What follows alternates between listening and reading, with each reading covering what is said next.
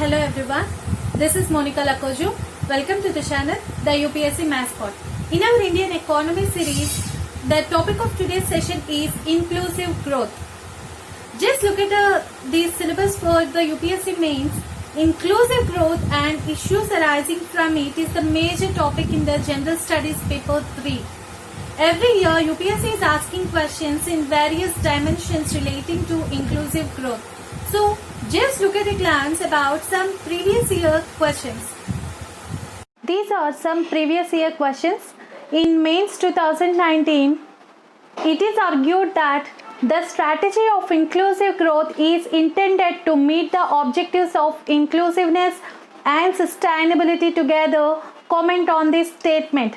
So, what this question is expecting from you? So, inclusive growth and the sustainable growth should go in hand or not.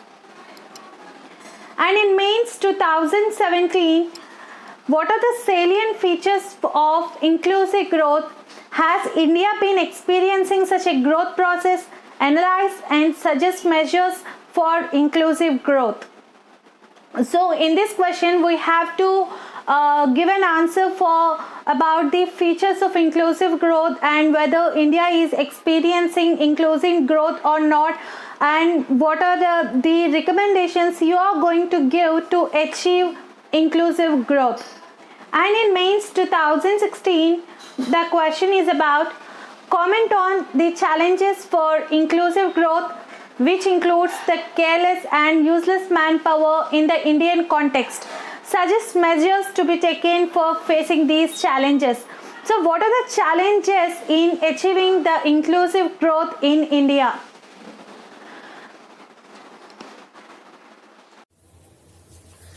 This gives you an idea about the importance of this session. So, this session we will learn about what is inclusive growth, what are the elements and features of inclusive growth, and where we need an inclusive growth, is India is experiencing it or not, and the challenges in achieving inclusive growth and the suggestions and recommendations in achieving the inclusive growth. Let's start our session. Inclusive growth. What is inclusive growth? So, economic growth was earlier seen as an inclusive concept. It means the benefits should incur to every section of our society. So, here inclusive growth, there are two terms. One is growth means GDP growth, and inclusive means benefits should incur for every section in our society. So, growth is very crucial in reducing the level of poverty and improving the living standards of our people. But growth is not enough by itself. Growth is, it needs to be more inclusive. It needs to be more widespread and accompanied by moderate inflation.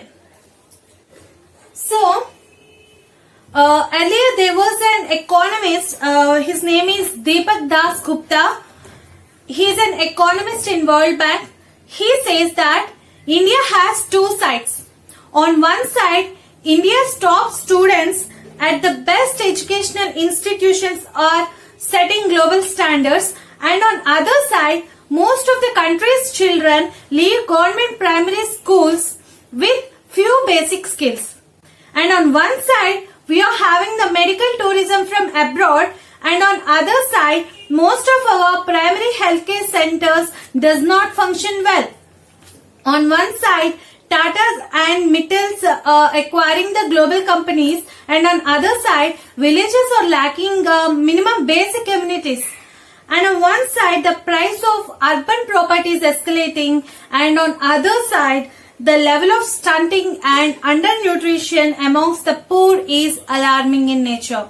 So, at the time, what had done? So, India Development Policy Review 2006 has titled the Inclusive Growth and Service Delivery Building on India's Success. So, this review report has titled like this, and this report have gave prominence to to the term inclusive growth. So the inclusive growth was coined by Montek Singh Ahluwalia. He is the chairman of the Planning Commission of India. So, during the 11th and 12th 5-year plans at that time, this inclusive growth became an important tool in the hands of government to bring economic progress. So, what is the theme of the 11th 5-year plan, that is from 2007 to 2012, towards faster and more inclusive growth?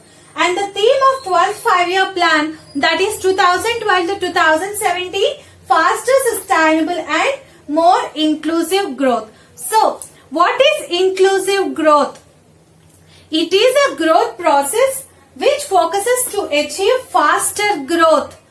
Means faster GDP growth, more generation of resources, plus broad-based improvement in the quality of the life of people. Broad-based improvement means the benefits should reach each and every section in our society. These benefits should incur every section in our various population. So inclusive growth means faster growth plus broad-based improvement.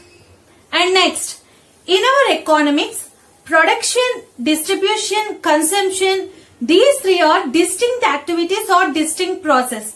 So the production relates to growth and development. Distribution relates to equity and social justice. These two are combined in the concept of inclusive growth. That means inclusive growth, on other terms, it means the productive activity is bounded up with distributive activity. Okay, so inclusive growth is GDP growth. Inclusive means the benefit should incur to every section of people in our society. Next, there are two dimensions in inclusive growth. One is equality of opportunity. That means every individual should have an equal opportunity to access to markets, for accessing the resources. Every individual should have an equal opportunity. And the second dimension was capability. That means every individual should have a capability to generate some kind of resource. That means skill development. This skill development, this capability will again comes through the quality education. Okay, the equality of opportunity and capability are the two dimensions in inclusive growth. Now, about the elements of inclusive growth. About the elements of the inclusive growth. So here, the areas in which the inclusive growth is reflecting. In this, the poverty reduction. So, the poverty is 22%. If this poverty is reducing, then we can say that the inclusive growth is happening. And the employment generation. According to NSS data, the unemployment rate is 6.1%. If this rate is reducing, if this unemployment has been reduced, then we can say that the inclusive growth is happening. And the third one is the agriculture development. In agriculture sector, it employs 50% only. So, this sector contributes 14% of the country's GDP. That means per capita income is very low.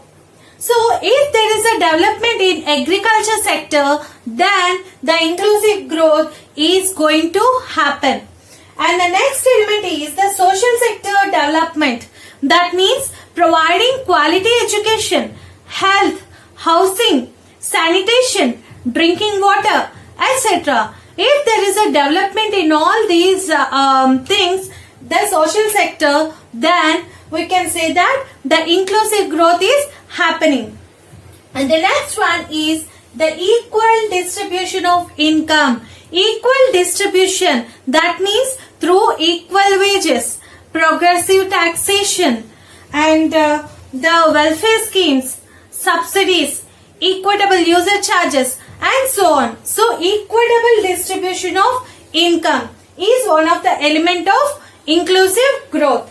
And the environment protection, that means water should not be polluted, air should not be polluted, there should be no degradation of the forest. Then we can say that the inclusive growth is going to happen. And reduction in regional disparities, that means taking care of rural areas, taking care of slum areas, and the tribal areas. So all these things will gives rise to the inclusive growth. And the industrial development. So this industrial development will provide good job opportunities and it leads to the infrastructure generation.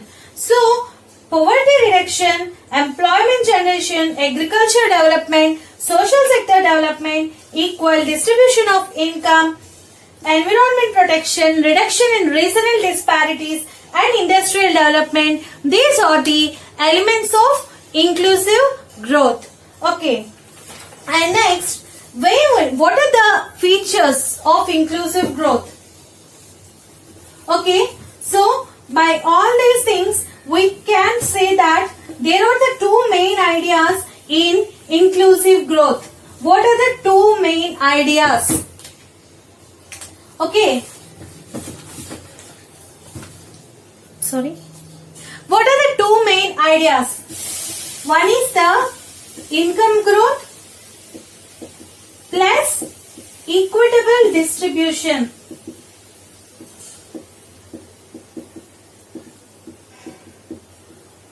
So these are the two main ideas of inclusive growth. But we are missing this equitable distribution. Okay. And this inclusive growth is for poverty reduction. This inclusive growth is a long-term perspective. So, long-term perspective. Okay.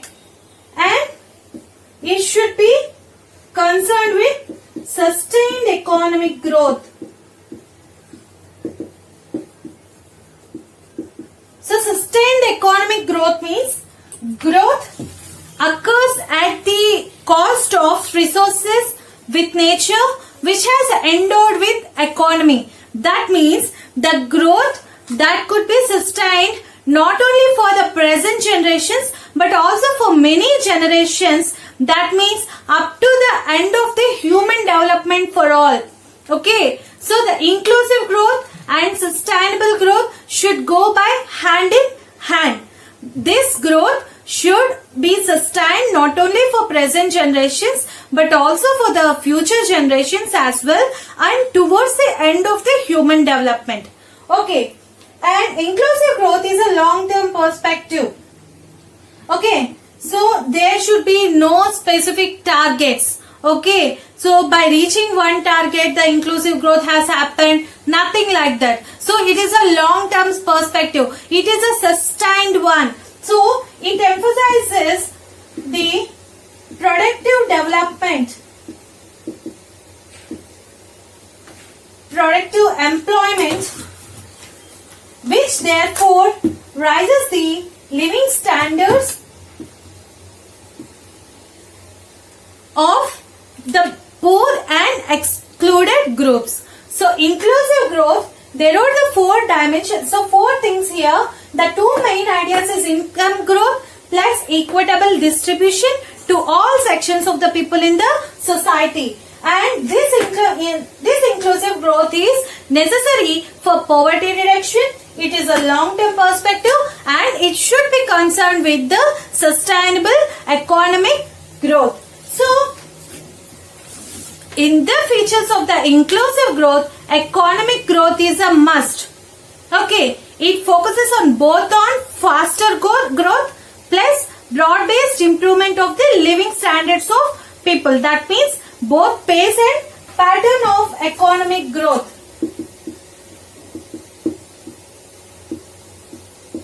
Pace means faster growth. Pattern means equal distribution. And it concerned with sustainable growth. It focuses on productive employment rather than the income growth, income distribution. That means there is a short-run income distribution such as the subsidies, pensions. These are all short-term income distribution. So what is the long-term distribution? So long-term distribution is a sustainable one. Providing the quality employment, providing the productive employment to the people, and short-run income distribution are not sustainable in nature. And it focuses on both individuals and firms. So firms towards the inclusive growth through corporate social responsibility, clean production process, providing jobs to all, and developing infrastructure to all sections of the people in society. And inclusive growth is not defined in specific targets. Okay, it is a long-term perspective. And inclusive growth is fueled with market-driven forces with government playing a facilitatory role. So both public sector and private sector have to participate towards the inclusive growth of India. Okay, these are some of the features of inclusive growth. Next, where we need inclusive growth? Is it happening in India? Is India experiencing the inclusive growth? India is not experiencing the inclusive growth. So, till 1991, there was a Hindu growth rate nearly about 3%. After 1991, this growth has been oriented to service sector, which has the limited job opportunity. Okay, so we have achieved the double-digit growth rate, but in that progress, we have ignored many areas and we have ignored various sections of the people in society. So there is a huge inequality, and there is a huge inequality in wealth. No generation of enough jobs. Okay, so here there is a faster growth which leads to the short-term decision-making process, but there is no equal distribution of the benefits to the core sections of people in the society. For example, of the short-term decision-making process, Vedanta company in South India was banned due to huge pollution, but our government has not gone through any remedies. Okay. Now, according to UK think tank Oxfam International report, that means the commitment to reducing inequality. According to CRI index, India has ranked 147 out of 157 countries. So, it shows how much inequality is present in our country. Okay, here are two pyramids. One is the wealth pyramid and the population pyramid here. So, in our country, in India, about 10% of the population is holding 77% of wealth, and about 1% of the population is holding 50% of the wealth. But the remaining percentage of the population is living in very poor conditions. When coming to women and girls, these are the hardest hit by rising inequality including in India. Okay, these pyramids will show about the inequality in wealth. Next, there was an inclusive development index which was released by the World Economic Forum. This inclusive development index has taken into account the following parameters, that is the living standards, environmental sustainability, protection of the future generations from further indebtedness. So, but considering all these parameters, our India's inclusive growth performance by World Economic Forum is like this. Here they have given this score of 7. So out of this, our education sector has scored 3.35 out of 7, and employment has scored 3.14 out of 7, asset building 3.04, financial intermediation, that means the banking services, 3.26 out of 7, corruption 3.99, Basic services 3.82 and fiscal transfers 2.70 out of 7. See, our Indian performance. So, inclusive growth is not happening in India. Out of all these parameters, corruption has scored high out of 7. Wait, the economic growth is happening, but there is no equal distribution of income, which leads to the corruption. Okay, so inclusive growth is not happening in India. So this is not a good indicator. In an earlier trend of economic growth, we have left behind the large populous states of the North Central and Northeast India, and we have not created enough good job opportunities. So there is no growth in agriculture sector, no development in agriculture sector. That means the per capita income is also low. We have discussed previously, and we have left behind various sections of people in terms of the job opportunities, earnings and human development. Okay. So at the time of independence, the Pandit Jawaharlal Nehru had said that there must be the ending of the poverty, ignorance, disease and inequality of opportunity. But after 72 years of independence also, we have not been able to achieve this inclusive growth. Okay, so our India is not experiencing the inclusive growth, and this inclusive growth is very much necessary for our development. Okay, next, what are the challenges in achieving inclusive growth? Okay, so there are some barriers. The first barrier is the population. So population is a major barrier. So there are the generation of resources, there are the redistribution of these resources, but the per capita income is less due to heavy population. And the second one is the agriculture sector. So there is a poor productivity in agriculture which hampers wealth and income generation. Okay, next is the poor governance. So these are all the challenges. Poor governance. So there is a multiplicity of schemes. There are the data problems, so much of corruption. Okay, and there are the various disasters, where disasters will happen, extra human burden on resources. So disasters will happen, such as the droughts, earthquakes. Okay, and the lagging behind in science and technology. Benefits of technology should reach to each and every person in our country, and there is an internal security such as the extremism, black money, money laundering and terrorism. So these are all the challenges in achieving the inclusive growth.